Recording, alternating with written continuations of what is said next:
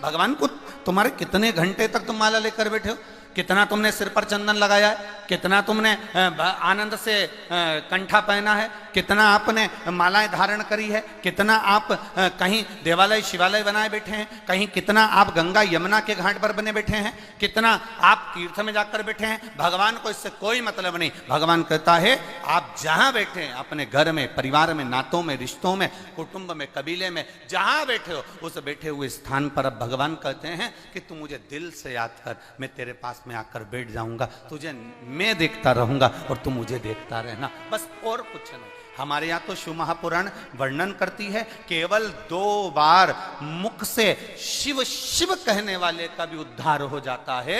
शिव पुराण कहती है 1 बार मुख से शिव कहने वाले का भी कल्याण हो जाता है। यहाँ तक हमारे यहाँ एक सुंदर स्थान का नाम आता है महाबलेश्वर। क्या नाम है? जम के बोलो जरा सा। महाबलेश्वर। लोग उसको हिल स्टेशन भी मानते हैं, लोग जाते हैं वहां पर। आप में से कोई गया है? गए हो? हाँ जी, धर लो धर लो धर लो, ठीक है। लोग इसे हिल स्टेशन भी मानते हैं। वहां शंकर जी का एक मंदिर है, उसका नाम था महाबल।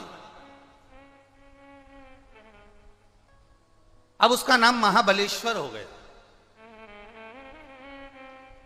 कभी स्मरण किया आपने कि महाबलेश्वर, महाबल, ये मंदिर जहां भगवान शिव विराजमान है, ये शंकर भगवान का एक अविरल शिवलिंग, सारे लिंगों से आनंद देने वाला राजलिंग माना जाता है। उसको हमारे यहां महाबलेश्वर कहा जाता है, महाबल कहा जाता है। आखिर उस शिवलिंग में ऐसा है क्या?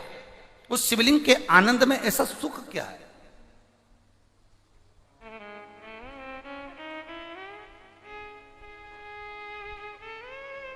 एक ब्राह्मण की एक बेटी थी जिसका नाम था सोमनी। बड़ी सुंदर थी, उसके चेहरे पर एक आकर्षण था, केश लंबे, मुखाग्रविंद सुंदर, स्वरूप सुंदर। ब्राह्मण ने सोचा कि मेरी बेटी बड़ी हो गई है, अब इसका विवाह कर देना चाहिए। अब ब्राह्मण ने विचार कर कर उस सोमनी का विवाह एक ब्राह्मण बालक से कर दिया। बालक भी बड़ा सुंदर था, बड़ा आकर्षण था उस बालक के चेहरे।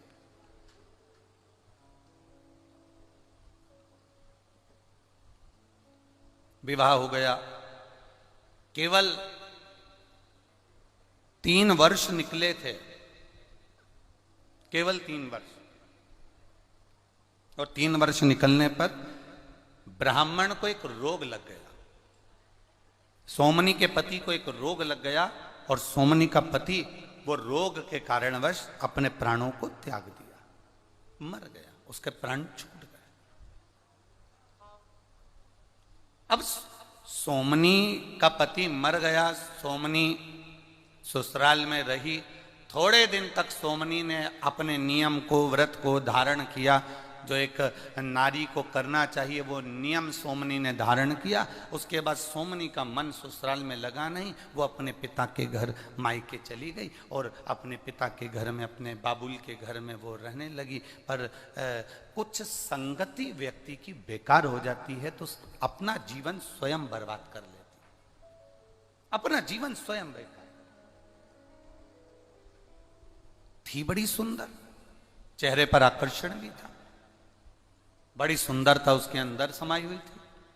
अब सोमनी सुंदर थी, आकर्षण था, कुछ सहेलियों का साथ गलत का मिल गया और गलत का साथ मिलने पर वो व्यभिचारिणी हो गई, उसका विचार गलत हो गया, उसकी सोच गलत हो गई, अपने स्वरूप का गलत उपयोग करने लगी, अपनी सुंदरता का गलत उपयोग करती है। और गलत उपयोग करते करते करते करते उसने अपने स्वरूप का गलत उपयोग करा और पर पुरुष को अपनी ओर आकर्षित करना, और आकर्षित करना, उससे धन एकत्रित कर लेना, ये वो सोमनी करने लगी।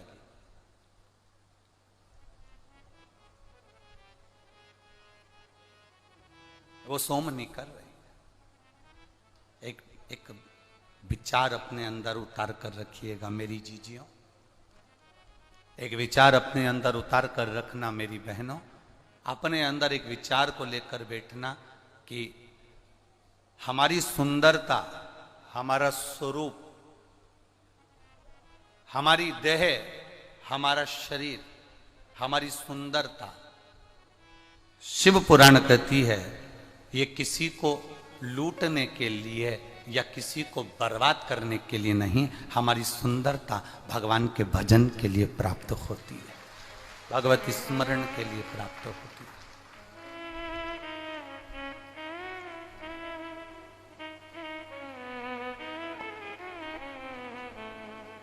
इससे हमें किसी को बर्बाद नहीं करना,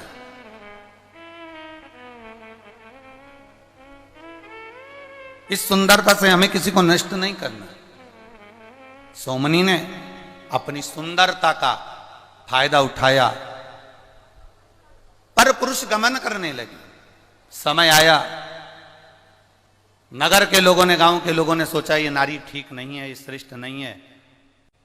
एक तो पति मर गया, पति के मरने के बाद ये पर पुरुष गमन कर रही है, व्यभिचारिणी हो गई, गलत गलत जगह पर जाने लगी, गलत विचार करने लगी, पर पुरुषों को अपनी ओर आसक्त कर कर उनको बर्बादी की ओर छोड़ने लगी। गांव के लोगों ने विचार कर अब करें तो करें क्या।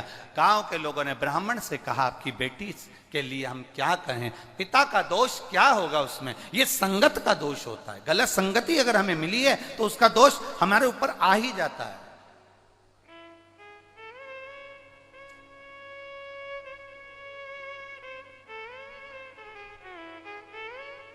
आप लोग इतनी इतनी दूर से आए हो, बैठे हो, कोई 2 दिन पहले, कोई 1 दिन पहले आया होगा, पंडालों में आकर विचार, उसने अपनी बिछात करी, बैठा, विश्राम किया।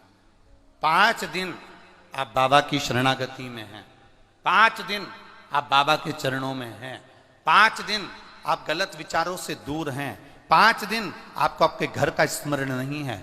घर वालों फोन भी लगाएंगे आपको तो इतना भीड़ होने के कारण आपका फोन नेटवर्क नहीं पकड़ेगा और फोन आपका लग नहीं पाएगा। इतना भीड़ होने के कारण ना तो फोन का नेटवर्क मिलेगा, ना आपकी घर पर बात होगी, ना कोई रिश्तेदार से बात होगी। अब आप अकेले हो और बाबा और आप श्री शिवाय नमस्तुभ्यम मुख से जपते रहो।